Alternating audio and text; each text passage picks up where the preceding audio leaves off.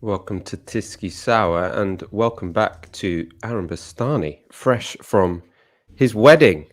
Aaron, congratulations. I was getting a lot of congratulations to you in the comments on Wednesday. I want to pass that on to you live on air.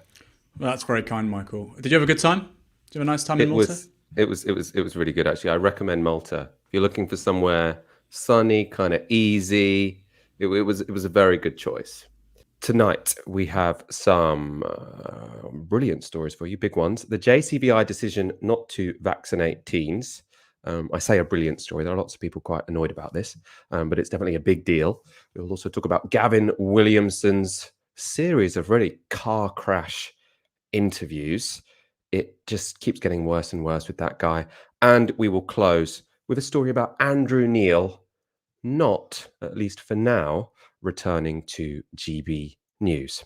As ever, let us know your thoughts, your questions on the hashtag Tysky Sour. And if you haven't already, do hit subscribe. First story. The Joint Committee on Vaccinations and Immunisations have advised the UK government on the rollout of jabs since 1963. Yet it's only since the start of the COVID pandemic that the musings of the JCVI have led the nation's headlines. With schools going back across England this week, that focus had been on a long-awaited decision on vaccinating 12 to 15-year-olds. And the JCVI surprised most observers today when they said it's not going to happen, or at least it's not going to happen on the basis of their advice. The judgment is a little confusing. I'm going to go to the key section of it now. So the JCVI wrote in their statement, overall, the committee is of the opinion that the benefits from vaccination are marginally greater than the potential known harms, but acknowledges that there is considerable uncertainty regarding the magnitude of the potential harms. The margin of benefit, based primarily on a health perspective, is considered too small to support advice on a universal program of vaccination of otherwise healthy 12 to 15-year-old children at this time. As longer-term data on potential adverse reactions accrue, greater certainty may allow for a reconsideration of the benefits and harms. Such data may not be available for several months.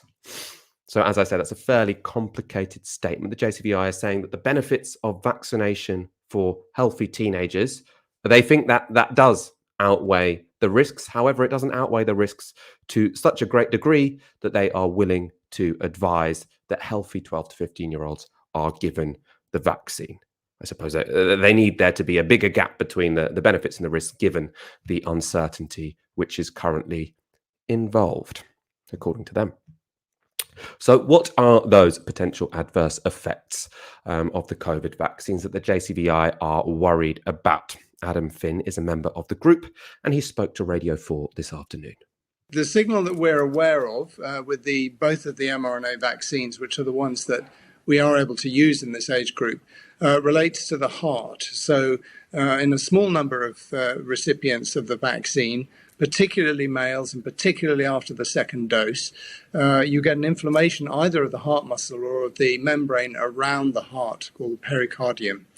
Now, in the short term, people who are affected in this way, although they're quite ill, they get better quite quickly. But what's uncertain is what the longer term consequences of that might turn out to be. And we've been hearing from colleagues in the United States who've been seeing numbers of these cases, that they're seeing changes on scans which are making them concerned. And they want to see what happens to those changes over time to be confident that the condition does resolve and doesn't leave any long-term consequences. Okay, so when you say a small number, what do you mean? How many in how many? So the numbers that we've got at the moment, they're actually changing and they're quite uncertain, but somewhere between 3 and 17 cases per million doses is what we're seeing in this age group. So it's obviously a small number, but it has to be balanced against the relatively small number of healthy children who actually get sick with COVID sufficiently to end up in hospital or even on rare occasions dying. And those numbers are very similarly low. They're very small numbers as well. So if we immunized all 4 million or most of the 4 million healthy teenagers in this age, we would be getting similar but slightly lower numbers of myocarditis cases to the number of severe COVID cases we'd be preventing. It's important to note the JCVI are not advising that no 12 to 15-year-olds take the vaccine. They had already suggested that certain teenagers with underlying conditions already take the vaccine, and people who have family members with underlying conditions. They have today suggested that group is expanded. So if their advice is followed, another 200,000 people will be entitled to the vaccine, as we'll discuss in a moment. They also leave the door open for the government to overrule them. To discuss the recommendations of the JCVI, I'm joined by Anthony Costello. Anthony Costello is Professor of International Child Health and Director of the UCL Institute for Global Health, and was a former director at the World Health Organization. Anthony, welcome to the show. What do you make of this decision or this advice from the JCVI? Well, there's a group of people on Independent Sage and another group of people that came together this morning, which was coordinated by Dipti Gurdasani, with experts from the United States, from Israel, from other country. And we actually disagree with the JCVI. I mean, the JCVI are a set of experts. There's 10 men and 5 women. They come from a range of backgrounds: virology, pediatrics, public health, lay observers. And their interpretation of the evidence is that the vaccine may just about outweigh the harms, but it's not enough. I just, saw the statement that you read out. We disagree with that, because if you look at the case numbers, well, if you actually go back to earlier this year, there was a paper published by the people advising JCVI where they looked at the first year of the pandemic, so from January to January, basically. So this is before the impacts of Delta. And they basically showed that there were 6,000 hospitalizations in that time. There were nearly 700 cases of what's called pediatric multi-system inflammatory syndrome, and half of those ended up in intensive care unit with a whole bunch of problems, kidney failure, sepsis and all the rest of it, or shock. And then there were 25 deaths of children with COVID and 61 deaths that were with COVID. In other words, they may have died from other complicating things, but they were positive for COVID at the time. Now, when I saw those figures, I thought, well, it's pretty straightforward, on that basis. That's a lot of hospitalizations. Since that time, when we were looking at this back in June, we thought, well, we've been through Delta, there'll have been a big surge. If we had the numbers updated, it'll probably be double that. So then, of course, the numbers had come down by June, and they considered it and they hedged their bets. Now, things are rising. In the past month, there have been about nearly 1,100 admissions into hospital of children.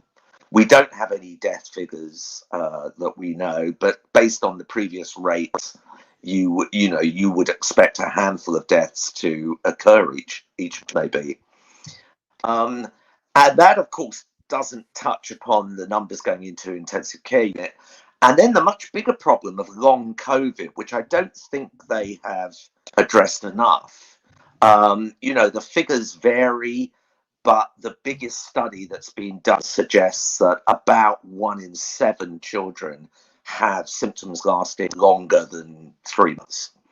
And some have it much longer than that. And it's interesting because you've got to understand that this Delta is like a new pandemic. It's way more transmissible, and it also escapes the vaccine in terms of infecting you. Whether you like it or not, even if you're double vaccinated, you are at risk of being infected. You may not know, you may be asymptomatic, but you'll be carrying the virus. And I know this because I was double vaccinated, and at the end of June, I got COVID, and I was completely on my back for 3 weeks, very fatigued, loss of smell. Then I felt a bit better for about 3 weeks, and then I've had another 3 weeks or 4 weeks of feeling completely crashed out. And I've got some symptoms, signs in my legs, and I've got loss of smell. And the reason I mention that, I'll stop in a minute so you can ask questions, but it's that this is a neurotropic virus. It gets into your brain. And that always should worry us. And there was a big study done in Oxford, published a few months back, where before the whole pandemic started, they'd scanned a whole load of people with CT MRI scans, actually. And then they followed them up and they compared ones who had been infected with the virus against those that hadn't been. And it was quite a big study and very well done. And they showed that in people who had this loss of taste and smell, that there was thinning of the brain in the area where you would expect taste and smell to be controlled. So that worries you. And there's a lot of other stuff coming up about possible long-term neurological problems for people. Older people maybe increasing the risk of dementia and the like. So this is really worrying. So I think you throw that into the mix, there's more than enough evidence for us there. And so we did, just to sum up, we did a British Medical Journal published review of the benefits and risks in adolescents. And Dipti led on this. Basically, unless you had a very low transmission rate, if you were down to levels in the community of, say, 30 per 100,000 cases or less, then you could argue that the vaccine and the risks and harms were pretty much in balance, and therefore you might decide not to do that. But we're nowhere near that. At the moment, in young people, it's above 400, so it's 10, 12 times more than that. And not putting in place the mitigations, our Secretary for Health thinks we've got to live with the virus, and we're not putting carbon dioxide monitors into schools, and we're not doing the things that we should be doing to reduce risk. So the message today, and I'll finish with the quote from the main advisor to Israel. Israel has got an even higher immunization rate than us, but they said, don't think that's going to, there's still going to be a lot of infection around. And he said, don't wait a day, vaccinate all your kids, because it's going to protect them against the serious complications and against long COVID symptoms, but it's not going to stop anyone ultimately getting infected. So that's our rationalization of it. I think JCVI have come down on the wrong side here. And of course, they're out of sync with the United States that have vaccinated 1 million kids now, the European Union, where rates are going up. So I think we're out on a limb here. And, I would argue experts don't always get it right. We made mistakes early on in the pandemic. I think this is a mistake, and a lot of people agree with me, but, time will tell.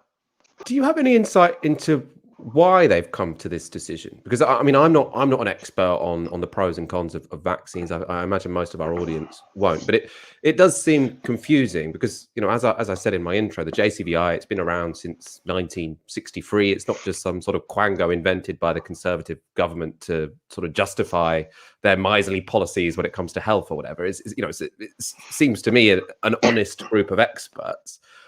Why have they come to a decision which you think is so wrong? I mean, obviously, I'm asking you to guess here, but how should we understand the differences between their assessment and the likes of yours and Indy Sage's, and the Americans and the French, for example? Yeah, I mean, to be fair, first of all, they would always want to be cautious about introducing a universal vaccine. Because, normally if you to decide to vaccinate for measles or rubella that was introduced, 30 years ago, they took about 2 years to weigh up all the evidence. And this is being asked to move a bit quicker than that. So in a sense, when you have to take those kind of decisions, you want to err on the side of caution. And as you've heard, there are a number of cases, about up to 15 to 20 per million cases of vaccination doses can cause this inflammation of the heart. Now, in America, they've reviewed a lot of that and shown that all of them settle down. Most of them don't require more than 1 day of hospitalization, and there have been no deaths.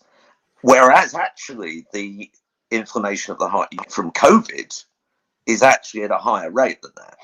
So I think that that maybe has swung them. You could argue that the dominant people tend to be tertiary clinicians, and they've taken the view, oh, we're not seeing a lot of cases in our hospitals. But of course, for long COVID, they're not going to see them. It will be seen in primary care. I mean, Anthony Harden, to be fair, the chair of that committee is a GP. But I think he's largely working on this right now. I don't know. I think, it's a small group of people, and apparently they took a vote, and it was a majority decision. So I don't know, was it 8-7? Was it 10-5? I don't know. I'm sure they'll release that information. And they have hedged their bits a bit. They said to the government, you want to get advice from other people, and they may decide to change their mind. But I think the problem is that we've got children all going back to school next week, and the risks of infection are going to rise already at a high level. We've missed the opportunity, and as the Israelis say, don't have any regrets about this. So I think that's why you've got this. Let's talk about that hedging. So they have said more evidence might emerge and they might change their mind. They've also said, if you want, you can override us. You can take into account broader things than we are, than is within our remit. I want to get up the relevant section from their statement today. So they wrote, the JCVI is constituted with expertise to allow consideration of the health benefits and risks of vaccination, and it is not within its remit to incorporate in-depth considerations on wider societal impacts, including educational benefits. The government may wish to seek further views on the wider societal and educational impacts from the chief medical officers of the 4 nations, with representation from the JCVI in these subsequent discussions. Sajid Javid, the health secretary, of course, has said he has already asked the chief medical officers to give him their advice and that a decision will be announced shortly. So, Anthony, do you think he should just overrule them, and should he do it as soon as possible? And also, are you expecting him to? I was reading a few days ago that Johnson was very keen to vaccinate, largely because a lot of the assumptions, every night on the news, you'll hear that 88% of the adult population have been vaccinated, or 75%, 77% have had double vaccination. But of course, that excludes the 0 to 18-year-old, which is a lot of people. That's 12 million. And therefore, the true numbers vaccinated, double vaccinated in our population as a whole is 62%. And that's not enough to get to the herd immunity level. Even if we can achieve it, it's going to be high. It's going to be well over 80%, most people think. So there are reasons why you think the government would want to do it, to get, more people vaccinated. And I happen to concur with them for once in the pandemic. So I wouldn't be surprised if there was some movement here, especially if you start to see, I don't know, how can you predict what Sajid Javid will do or Boris? But I wouldn't be totally surprised if they found a way to overrule it and maybe talk with Chris Whitty and others and say, look, on balance, we're going to go ahead for X and Y reason. But we'll have to wait and see. Because, the JCVI are saying it could be months before they get data to make them change their mind. And finally, your old organisation, the World Health Organization, they've said that we shouldn't be vaccinating kids in the rich world. We should instead be donating those vaccines to countries where there are more people in more desperate need, because they're people in groups that are at a high risk of COVID and hospitalization and death, etc. Are you not persuaded by that argument? And if not, why do you think they're saying something that you disagree with? I suppose I'm just here trying to make sense of why all these experts are disagreeing all the time. Yeah, exactly. No, look, these are difficult decisions, but I do disagree. I don't believe the solution to vaccinating the world, when we're going to need probably approaching 20 billion doses. Look, supposing this is some people are talking about boosters, but some immunologists say we shouldn't be talking about boosters. We should be talking about a 3-dose vaccine system. And if that's the case, we're going to need 20 billion doses. and we're nowhere near that. I mean, it's down at 1 to 2% of Africa have been vaccinated, and they're not now.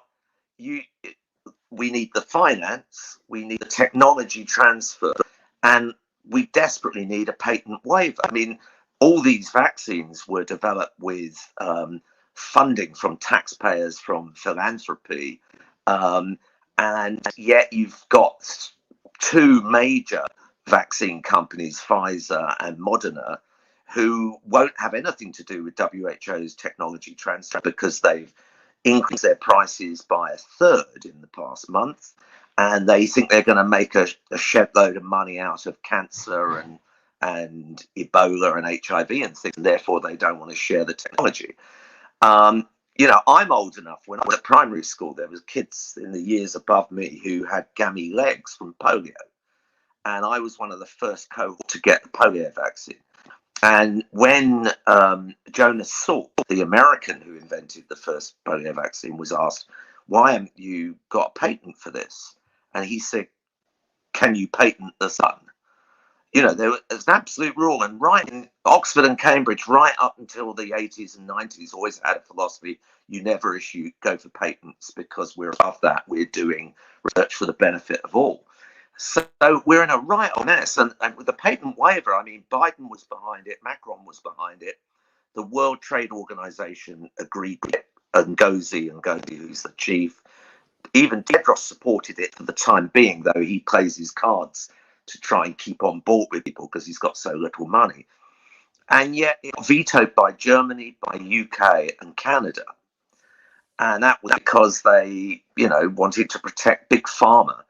And, it's going to cost millions of lives, this. And Gordon Brown said this is the greatest moral failure of our generation.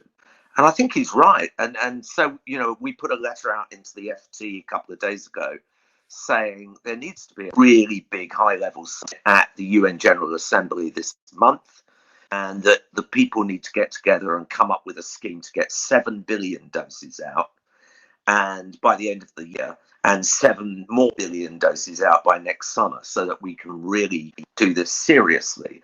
Because it's all in our interest to do this, because the other big worry is that if you high levels of transmission whilst you're vaccinating people, it from an evolutionary point of view, you're going to encourage variants. And we just don't know exactly where we're going to go with new variants. So, it's complicated. I think WHO got it wrong on this, actually, about just going for the donation route. Donations are not going to work.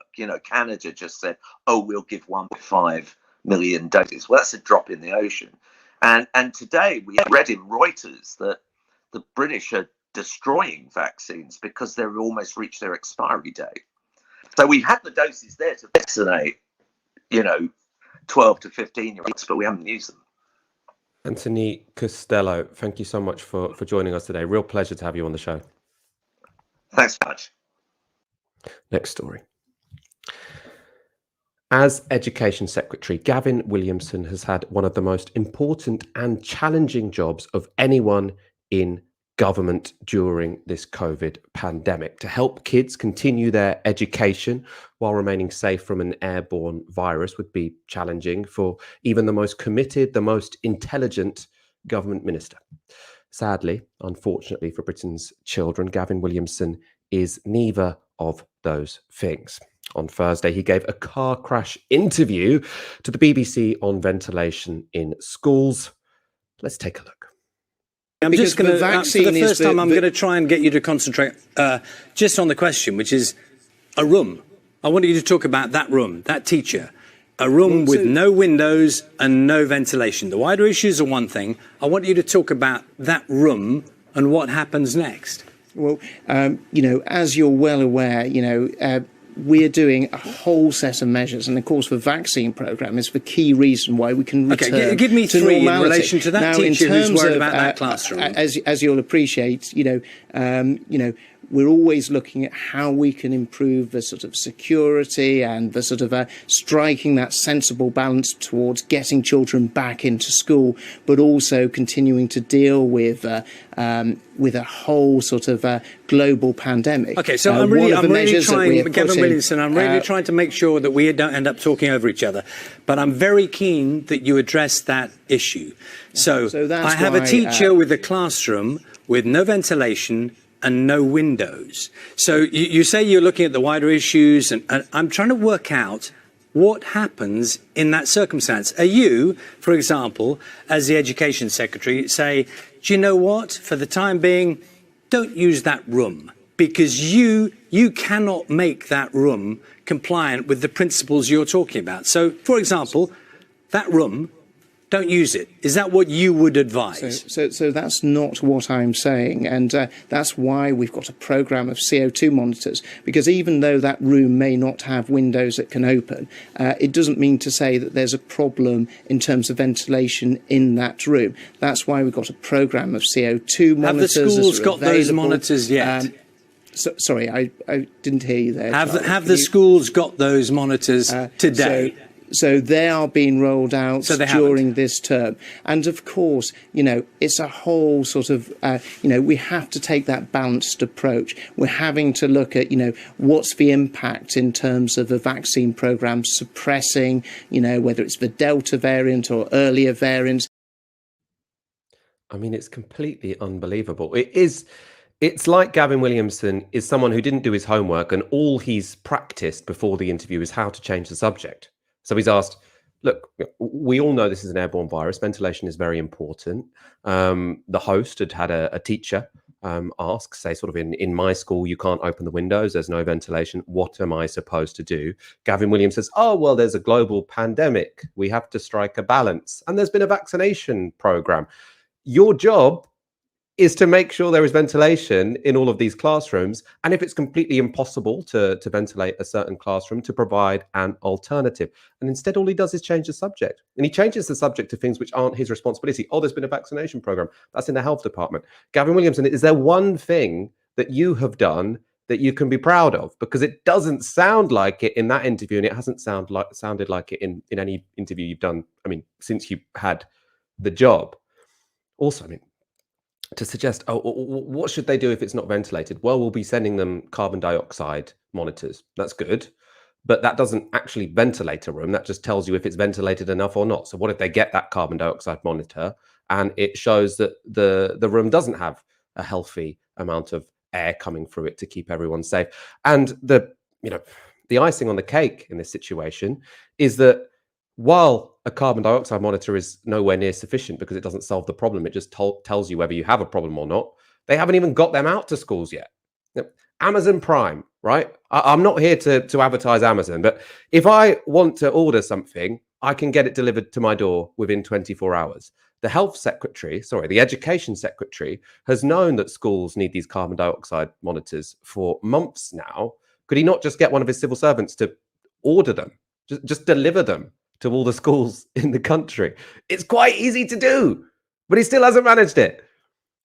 Aaron Bastani, I want to bring you in on Gavin Williamson in this interview. We've become used to it, haven't we? But it does seem phenomenal to me. With Gavin Williamson, we're not normally talking about, oh, he's corrupt, he's got all these vested interests. It's just that he hasn't done anything. He doesn't do anything. How bad is the schools thing is it going to get, do you think? Because it was really interesting listening to your first guest, Anthony Costello, and he said, we are basically now looking at a different pandemic. This is basically, it's acting like a different virus. That doesn't mean it's more deadly or anything like that, but in terms of strategies to deal with it, they do need to be profoundly different. And if you actually look, and I don't mean to be sort of over the top here, I don't think we're going to have another lockdown, for instance. But if you look at the data coming out on the 1st of September a year ago, I think we had 3 deaths from the 31st of August. I think today we had 120 deaths. Yesterday we had 170 deaths. It's a similar case with hospital admissions. They're still very low, given, we've got, society is normal, fantastic. But if you look at it compared to a year ago, they're far, far higher. They're far, far higher. And I'm not suggesting that means we're going to have a lockdown at Christmas like we did last year, because, of course, as he said, 62% of the whole population has been vaccinated, but not kids. And I just wonder, in the absence of these measures, Michael, with the Delta variant acting as it does, with the fact that vaccines aren't, they're not 100% effective. If you expose teaching staff, support staff to children with this non-stop 4 months, very many of them, very high numbers of them will get sick. I just wonder, I don't think a lockdown's possible, but here's a question for you. Do you think that before December, we might see something where they say, that's it, sorry, we're going to have to shut the schools again for a couple of weeks or a couple of months or indefinitely, because quite frankly, the infrastructure is not there? I doubt it. I doubt it, quite frankly. I mean, I think the government didn't actually lie when they said we're going to close the schools last and open them first. Like, I mean, I think to some degree they did prioritize schools. So I don't think we're going to not have a lockdown but close the schools. I think what's in question here really is, do we have the policies or the modifications in place, for example, ventilation, that means that by the time kids do get vaccinated, I think that will eventually happen, as few as possible will have had the harms that come with a COVID infection without being vaccinated. So for me, the question here isn't really about, are we going to have a winter catastrophe with bodies piling up in the hospitals again? No, I'm not suggesting that. It's more, are we going to save X number of kids from the long-term consequences of catching COVID now? So I feel like the two things we're weighing up are quite different to what they were last year. So I don't think they will shut. I might be wrong, but that would be my guess at this point in time. But they're basically, like I say, you just look at the data in terms of what's happening with COVID now to a year ago. We've obviously got similar weather conditions. We've got people behaving in similar ways. They're mostly outside. They're doing the same kinds of things. We don't have school. We don't have university. People aren't going into workplaces as often as they would be. People are indoors less. And the numbers really speak for themselves, Michael. Like I say, 120 people died in the last 28 days to today, 170 the day before. A year ago, it was 3. Look at admissions, look at case numbers. So as Anthony Costello says, that it does behave in profoundly different ways. And again, it does feel like another big experiment where you say, you know what, we're just going to let the Delta variant rip through schools. We're going to let it rip through the under 16 population. No, that doesn't mean you're going to get a high body count. Yes, most of them will be asymptomatic. Yes, most of them, will have it and it will barely register because of how we know it behaves with younger people. But it doesn't seem a particularly wise way to administer education. I mean, I do think we could be in a situation, Michael, where you see whole schools just shut down. Yes, it might not be a national thing, but I think if you've got, I just don't understand, if you're having multiple cases in every classroom, every week, I don't really know how that functions as a system of education. Again, we don't know, but it's not been done before. Well, I suppose, the difference between this year and last year, so this year we have a much more contagious virus. So the Delta variant is much more transmissible than the variant which was around last summer, which is why summer hasn't got rid of the virus in the same way that it did last year. So last year, I think with that virus, summer and the conditions of mainly being outside and schools being closed was enough to basically suppress the virus so that, barely anyone got it. Now that's not the case, but what is the case now that wasn't the case last year is that it does seem that we will meet these herd immunity thresholds at various points in time. So that doesn't mean that the virus is going to completely go away, but it does mean that we will see peaks and troughs which aren't just based on restrictions. So if you look at what happened at the end of June, the beginning of July, that was the first time since the start of this pandemic that you saw a significant fall in COVID cases without any extra restrictions. So what might well happen is that you'll get COVID passed through a school, and for a while that will be very disruptive because you have teachers going home. Obviously, most of them will be double vaccinated, so they won't all get it, but some probably will. But ultimately, you have a situation where a school has herd immunity, right? So at least all the teachers, if you've been double vaccinated and you got COVID, it's very unlikely you're going to get it again, as has been reported, as is being shown in studies. Being vaccinated and having an infection, very, very effective at stopping not just severe disease, but infection altogether. So I think you probably will see sort of the development of local herd immunities, which means that we could see these sort of peaks and troughs of cases in a way that's often difficult to explain, as it was at the end of June. So I don't think we are in this situation where we say, look at the numbers, it's just going to go exponentially up and up and up. No, nobody's saying until there's a disaster. Nobody's saying it will be exponentially. It will go up and down exponentially. But we do have 40,000 new cases a day, Michael. Like that's you're making it sound as if there are no new cases. That's 40,000 cases a day before you open schools, and you're basically saying, basically the entire population 0 to 16, you'll all be with one another. I honestly don't see how you administer a system of education like that. It feels like it will be running. I mean, and you're saying, well, of course they'll be vaccinated, and of course that's at odds with the story that we just covered. And I think you're right. I think young people will be vaccinated. But given the time frame which that rolls out, and then of course you have to wait for 3 weeks per dose to kick in, I feel like this side of Christmas, I just don't see how it's going to work effectively. And and look, we don't know how it plays out, but it does feel like it could be another one of those stories, and people look back and go, who the fuck thought that was a good idea? And it does feel like there aren't really any contingencies being made as to how we might administer education slightly differently. An extended half term, 4-day week, et cetera, et cetera. Not just the infrastructure in schools, which is, as you've already covered with Gavin Williamson, it isn't really there. So I'm a bit worried, Michael. Hope I'm wrong. Well, yeah, I mean, we'll have to see. As I say, I think more mitigation should be put in place, because I don't want to see more kids get long COVID. But practically, they have changed the rules now. So the reason education was incredibly disrupted before summer was that anytime anyone got COVID, a bubble had to go home. Anytime a teacher was in contact with someone, they might have to self-isolate for 10 days. So clearly a school couldn't function in those conditions, and they barely were functioning by the end of last term. This time around, none of those are in place. So if you have a kid with COVID in class, they will spend 10 days off school. Potentially no one else will. If a teacher goes out to a pub on the weekend and gets pinged, they can still go to work on Monday morning. Potentially these teachers will get COVID at some point, like probably most of us will at some point. They'll have 10 days off, and then they'll probably not be off with COVID ever again.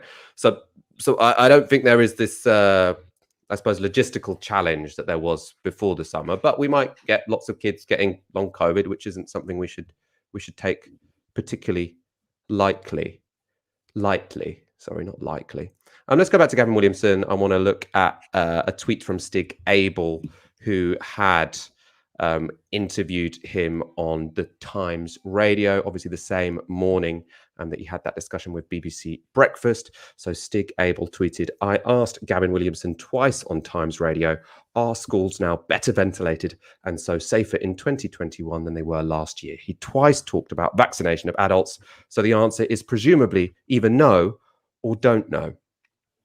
Why has there not been any investment in ventilation? Why couldn't the education department send out laptops a year ago? Why is this department seemingly incapable of doing anything? Is it that we just got unlucky with this education secretary? Is it that there is some sort of ideological opposition to doing these things? How do we explain this this catastrophic continuous failure that we are seeing to make sure kids can be safe in schools? I think some of it's on Williamson, but I don't think all of it. I think if you look at healthcare systems in general, are better set up to deal with crises than most of the other government departments generally, whether it's transport, housing, criminal justice. They're kind of very slow and steady. But health, the Ministry of Health, whatever country it's in, it will be able to meet certain situations, generally not pandemics, of course, but you do get, for instance, in this country, excess deaths over winters. You can get new health conditions emerging all the time, whether it's HIV/AIDS during the 1980s, whether it's mad cow disease in the 1990s, whether it was the SARS scare in the early 21st century. So I think, the fact that healthcare systems are generally more adaptive to crises and shocks than other departments isn't a big surprise. But of course, the nature of COVID has meant that, yes, of course, they all had to adapt. So I think education, as elsewhere, has been particularly bad. And again, we keep on returning to, well, why is that? It's because of the ideological kind of foundations of the people in charge of these departments, but not just Gavin Williamson, the advisors, the civil servants, the opinion makers in civil society, etc. The idea that you have a Department of Education which responds decisively because of a pandemic is just completely anathema to neoliberal politics. And like I say, healthcare is a little bit different just by virtue of what it is. But we see pretty much every other government department failing really, really, really badly. Of course, This one's a little bit more visible because Gavin Williamson is so deeply dislikable because he's so bad at interviews. It's quite funny seeing his kind of semi-uncontrolled haircut. Is he going for a pseudo Boris Johnson look? Is he trying to get ahead of the curve when it comes to a new lockdown hairdo? We don't know. But I think, this goes beyond just Gavin Williamson being a painfully bad politician on television. And I think it does speak to a broader failing of Anglo-American politics. We have not had the kind of political leadership on this issue that we need. And it's not just on COVID-19, it's climate change. We're having fights in this country, Michael, about whether or not we can shut down roads so we can build cycle lanes. Meanwhile, in China, they're building 600-mile-an-hour maglev, train networks that they've got in Shenzhen. I think 20,000 taxis running on electricity, the entire city's bus network. So we have a profound problem in Anglo-American neoliberal politics in basically not being able to take on big problems. And I think the Department of Education shows that in microcosm. Let's go to some comments. We have quite a few. N Camera with a fiver says, thanks for exposing this. What an excuse for a politician. I assume that's a reference to Gavin Williamson. Henry VIII Fake with a fiver says, who needs a waffle maker when you've got Gavin Williamson? Very well put. Tado Cantwell with €10 says, welcome back. Ireland has vaccinated many 12 to 18-year-olds. Will be an interesting comparison with UK schools and potential shutdowns. And Simon Dwayne tweets on the hashtag, have you lost sight of the fact that over 100 people are dying per day? And that number is doubling every 6 weeks. Don't let this level of deaths be normalized. Now, I'm taking that as a challenge to myself. I suppose in response, what I would say is that, we can't shut down society because people are dying. There will always be transmissible illnesses that kill people, right? So we've often had winters where tens of thousands of people die from flu, and that doesn't mean that we stop sending kids to school. There are real costs to lockdown. There are real costs to keeping children out of school. And I actually think there are real risks and downsides for some of the mitigations that people are supporting in schools. For example, bubbles. I think the idea that we are constantly, often in a well-intentioned way and often in a necessary way, forcing kids to live in a world where they have to constantly be worried, are they transmitting a virus to each other? I think that, I think there are real downsides to that. So I think we do need to have a balance here.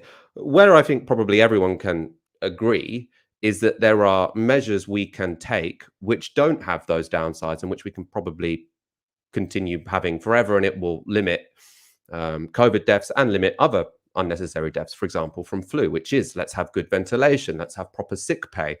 But I think now that we have the vast majority of the population vaccinated, which means that for most people this is a relatively mild disease, we can't have the same kind of authoritarian, and I backed all of these authoritarian policies before the vaccines. I think they're absolutely necessary. I'm not saying this to disparage them, but I'm saying that now the vaccines are around, we do have to start, letting kids live their normal lives, essentially. Aaron, I know you want to come in on this particular point.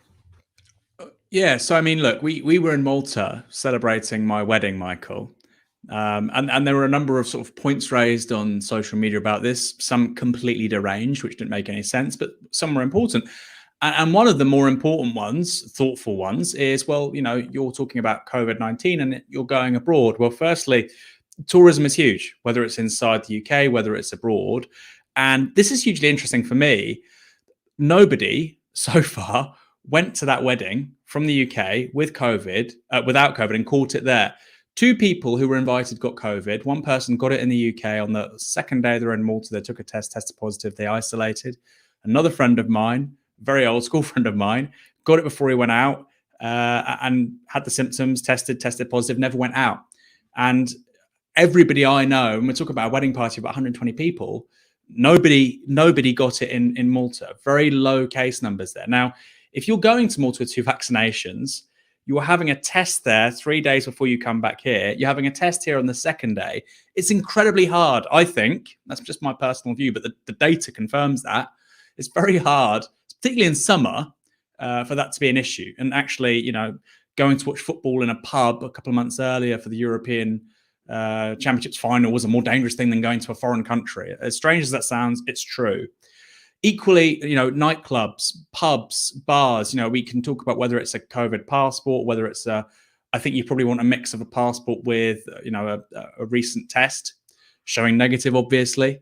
But there are ways, Michael, I agree with you. You can navigate this and say, yeah, that works. It's not perfect. We'll have cases.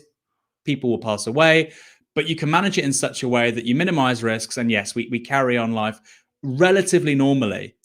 With this, I don't think that's the same thing, because I don't think we're mitigating the risks in schools, Michael. I don't think there's a plan. I don't think they're taking appropriate steps. With travel, you've got this huge infrastructure now that's put in place. People have to jump through a whole bunch of regulatory hurdles. Good, brilliant. That should be there. And we're going to see the same, I think, as bars and clubs, sort of hopefully stay open during winter. But with schools, I don't see it, Michael. And I think it's dangerous when you put those two things in the same category. This is dangerous behavior, yet we're making modifications, behavioral, built environment. And this is also dangerous, but we're not doing anything. I think the latter category is a really concerning one. And using the former as saying, well, we shouldn't worry about this because we're making plans here. Well, great, we're making plans there. But when it comes to schools, Michael, you've got unvaccinated kids. You've not really changed the built environment whatsoever. We haven't really run this experiment. We have actually. We ran the experiment with the Delta variant in last winter, and look what happened. It does feel like, again, like I say, we could be blindsided by another crisis this winter. Do I think it will lead to a mass lockdown? No, I don't, because 62% of the whole population is vaccinated. But I think it could be a bigger crisis than we probably think right now, and it could have been averted. Again, like I say, what are the contingency plans? You could say we're going to have an 8-week Christmas holiday or a 6-week Christmas holiday. We're going to have double the length of half terms, 4-day weeks. Hybrid learning, maybe 2 days a week. You could do all of these things. They're not in the conversation because we have a government pathologically addicted to saying we're returning to normal. Well, every time they've done that so far in this crisis, Michael, it's failed. And I'm not saying this from the perspective of I want us all to stick in our homes again. Last winter was the worst winter of my life.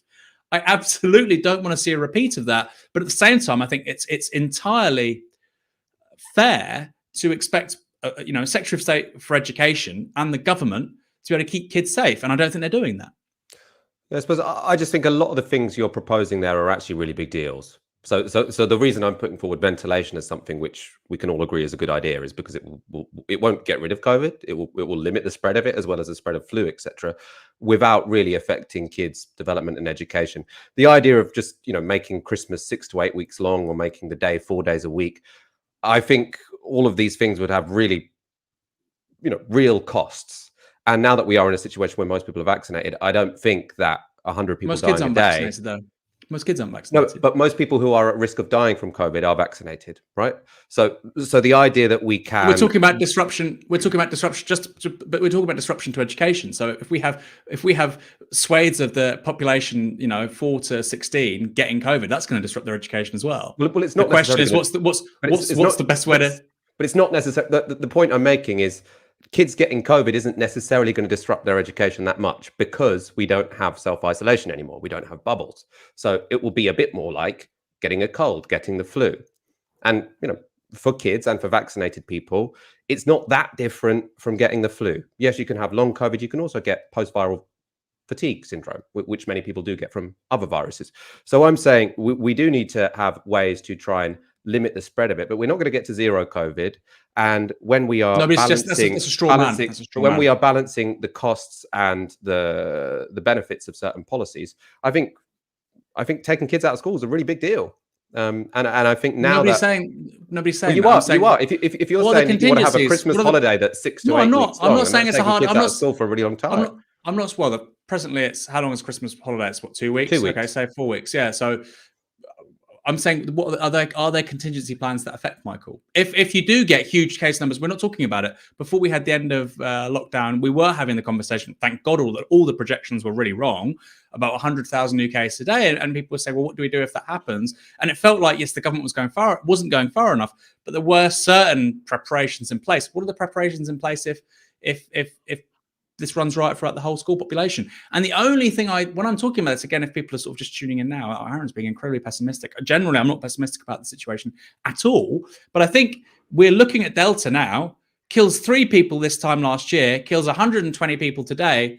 I'm not talking about deaths. I'm talking about the fact it's a fundamentally different virus, the one that people generally think we're dealing with. It seems like a giant experiment. It does seem like a giant experiment. And I agree with you, Michael. I also want to minimize the disruption to kids' education. My point is, if X, Y, Z happens, what is the government going to do about it? We haven't really heard anything.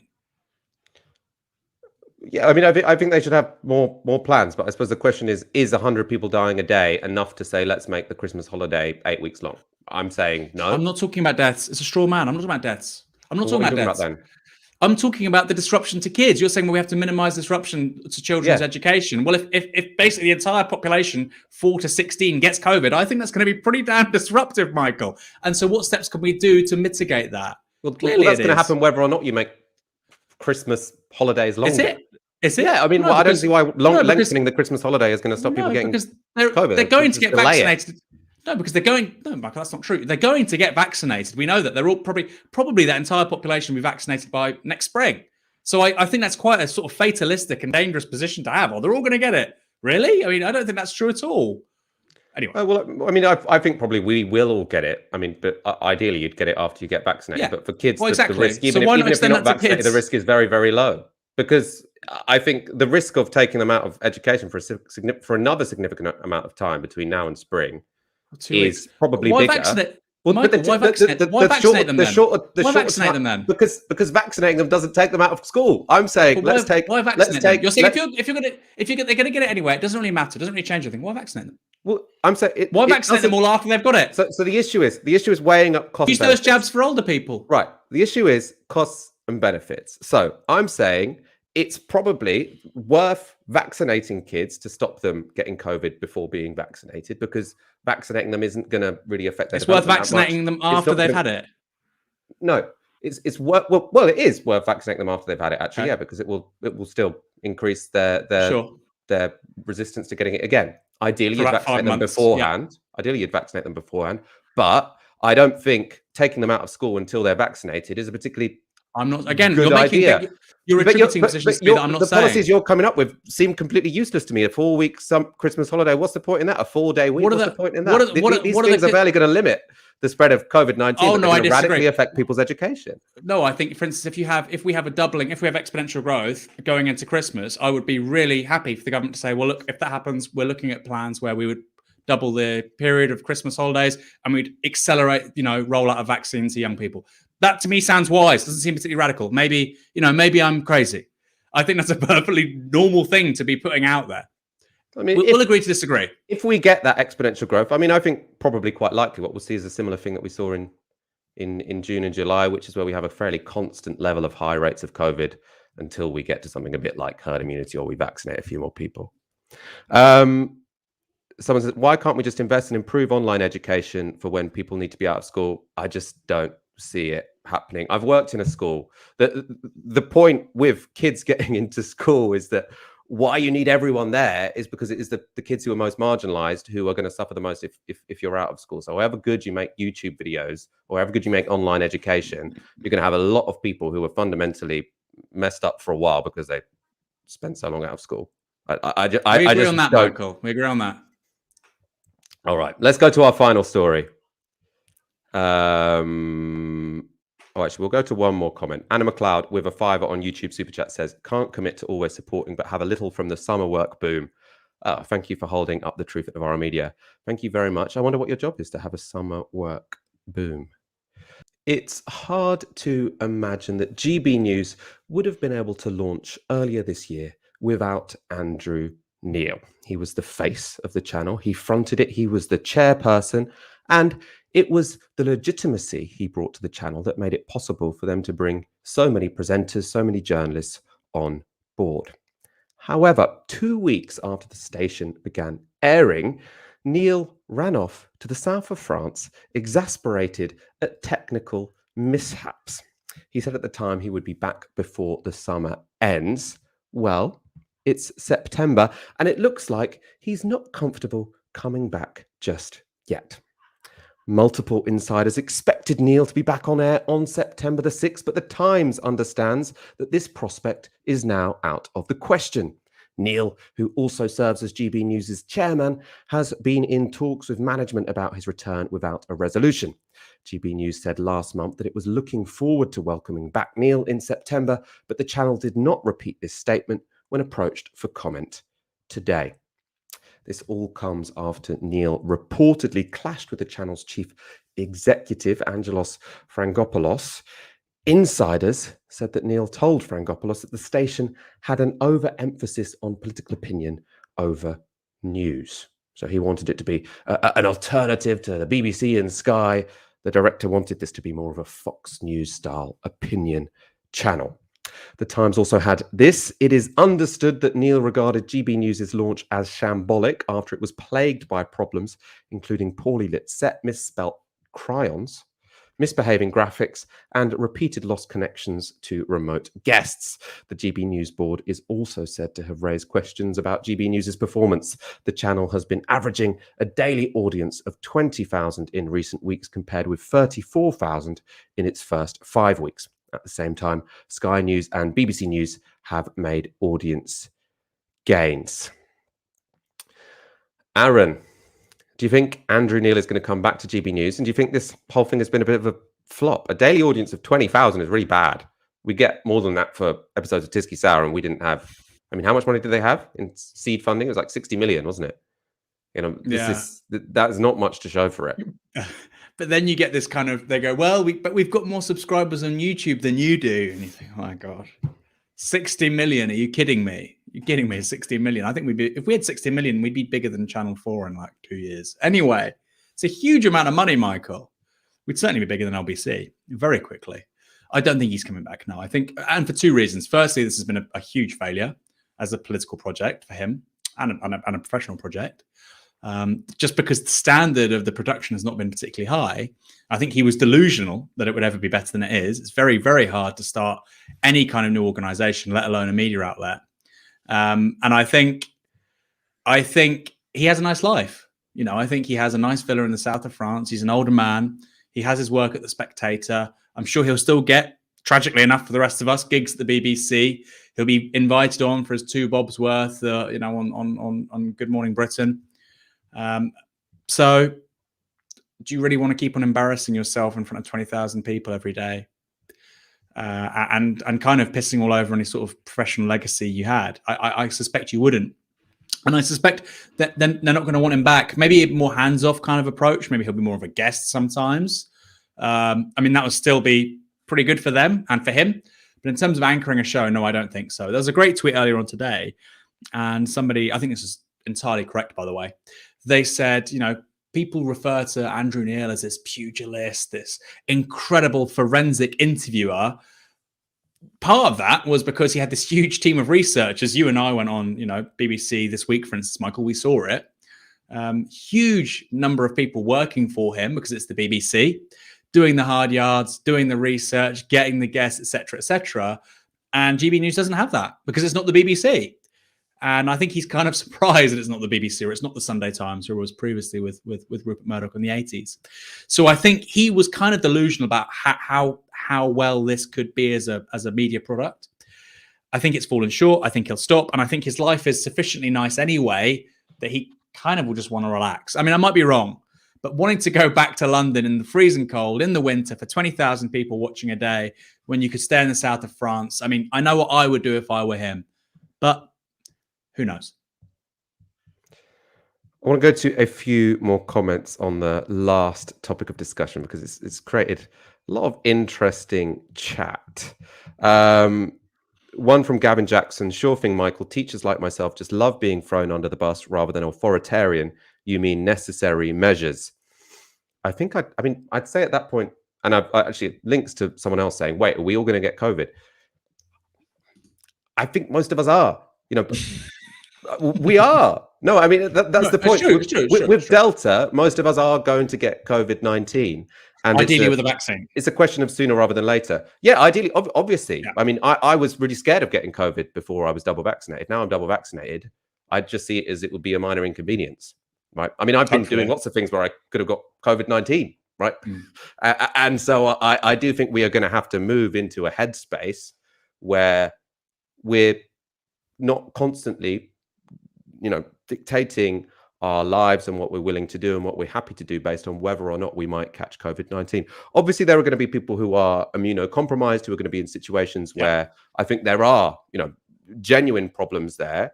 And also, I would absolutely say no teacher who is immunocompromised should be forced to go into school. I think we need to have much better health and safety laws. As I say, I also think schools should be much safer than they're currently being made, but I think that should be in a way which doesn't particularly limit kids' education, and also accepting that there is still going to be COVID around. We're not going to get to a zero COVID situation.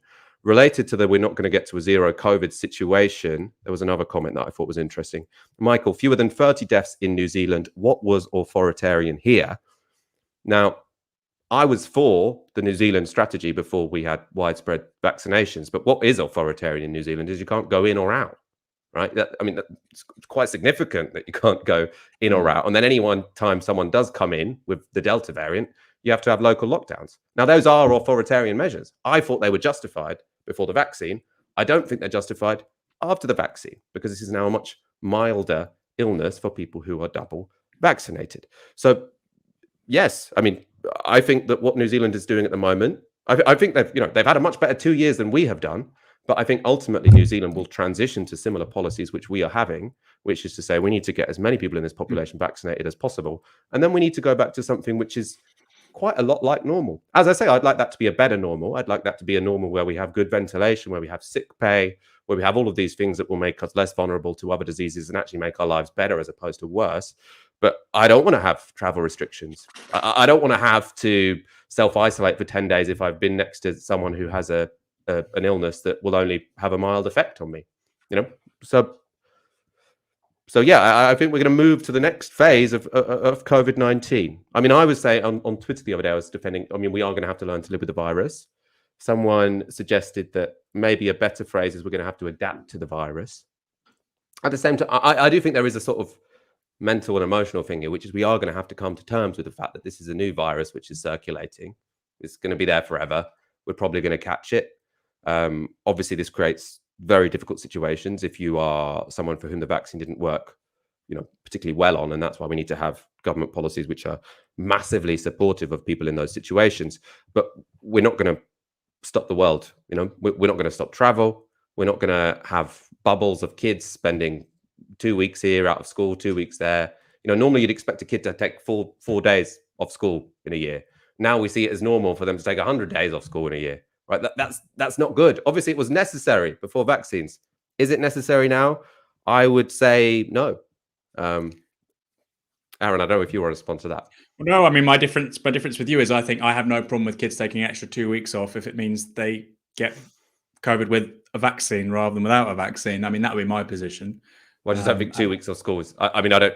If that was the option, if it was 2 weeks off school to not get it before the vaccine, I'd go for that. But I think you're going to have marginal benefit in 2 weeks of school, unless you just don't send them back to school, or you have this situation you had last time around where you have all these bubbles going home. I don't think that's going to make much of a difference. Basically, I think it boils down with the school kids thing. I think it boils down to. You're right. We're all going to get it. Ideally, we get variants which are much weaker than the variants we have today, and ideally, we have much stronger vaccines than we have today, and that's highly likely if you get it in 2, 3, 4 years' time. But, I do think it's a bit concerning if we're saying, kids can get COVID without being vaccinated. We haven't really said that about any other part of the population so far.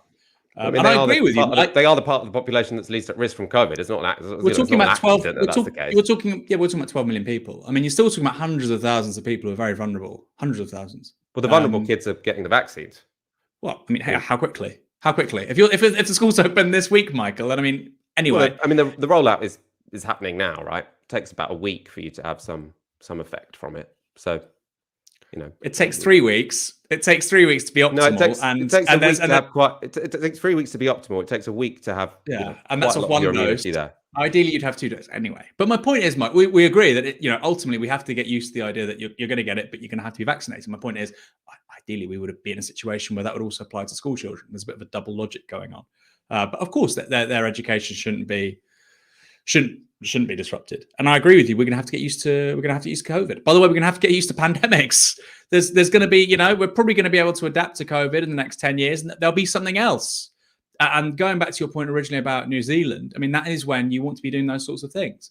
If you have something as transmissible as COVID, but as deadly as Ebola, we are fucked. We are really in big trouble. And that's when you absolutely want the state to behave like New Zealand until you have a vaccine, of course. But I think you're right. You look at the cost benefit, you look at how deadly COVID is, you look at the fact we have a vaccine. Yes, I don't think you should be closing your borders. I don't think you should be having a huge clamping down on civil liberties like you see in Australia right now. There's something being trialed in Australia where the government effectively can find out where you are purely at random, geotag you, identify you. I think that's really concerning. I think that's really, really concerning. I think that's Chinese. You have to take a picture of yourself in 15 minutes, I think. Yeah, and I think that's Chinese style surveillance. And the whole point is, look, China doesn't pretend to be a democracy. You can criticize it on human rights, civil liberties, or you can say it's done a great job on poverty eradication, growing its green sector. Both can be true, but it doesn't say it's a democracy, right? It doesn't say it sort of we elevate the idea of individual freedom above other things. They don't say that. Countries like Australia do, but I think when you see things like that happening, clearly, that's at odds with their professed values, and I think that has to be that is concerning. I'm not a libertarian, I believe that yes, of course, you can rationally curtail freedoms if it's going to save people's lives. Of course, you can. We do it all the time. You do it in war, but I don't think the risks posed by COVID, if we're vaccinated, are sufficient to be clamping down to that extent, like we see in Australia. I think it's deeply worrying. And of course, the bigger concern is going back to my previous point about this being an age of pandemics because of climate change, by the way. Great book by Andres Malm on this about the corona crisis and the case for war communism. Sounds strange, but it's a good book, very short book, much recommended with Verso books. We're going to have more of these. And I think, if there is a fourth and fifth and sixth coronavirus this century and they're more deadly, if this is how we're seeing states respond now, I think, it is something to be deeply worried about. And I'm not somebody who says we need to talk about liberty. I'm not one of these right-wing libertarian nut jobs, but it has to be a concern at the same time. This is interesting. Thomas Smithhurst with 1799. Thank you very much. Williamson could have had the entire curriculum rewritten and adapted to suit the current cohort. That is doable rather than expecting to catch up to where they'd been had there been no pandemic at all. I think that's very interesting. I would support something along those lines. I think the issue is, and this is quite a mainstream thing to say now. This isn't a particularly radical thing to say. The catch up is less about will they know the algorithms and whatever in maths, and will they know certain bits of grammar in English? Is the fact that kids isolating at home has real consequences for them, and it has real consequences in terms of the development of kids and their emotional well-being, etc., etc.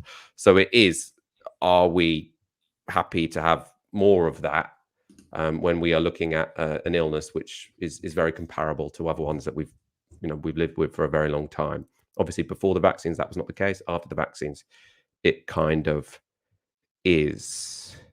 Aaron, any final thoughts tonight? We barely touched on Andrew Neil, Michael. I mean, it's perhaps that's appropriate given it's just been such an underwhelming end to a pretty long and august media and political career.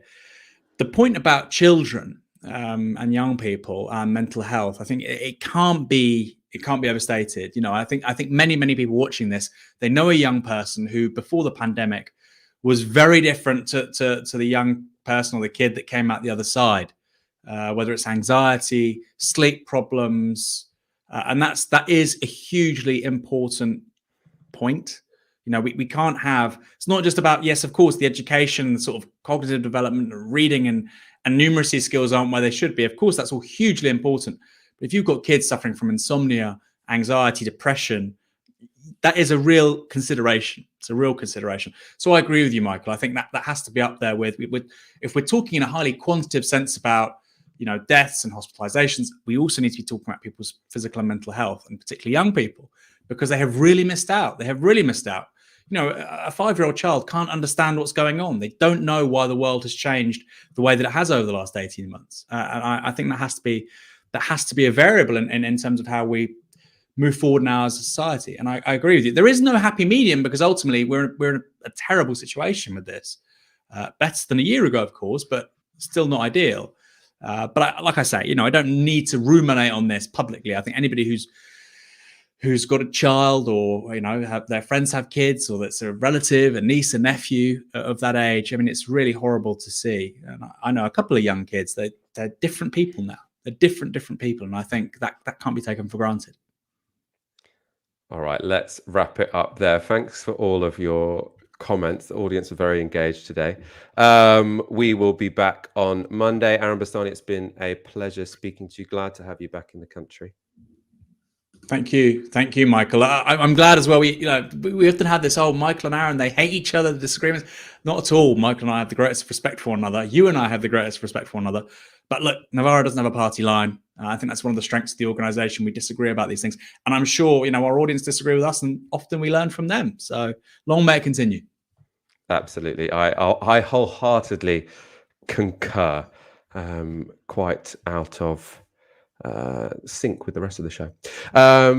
You've been watching Tysky Sour on Novara Media. Good night.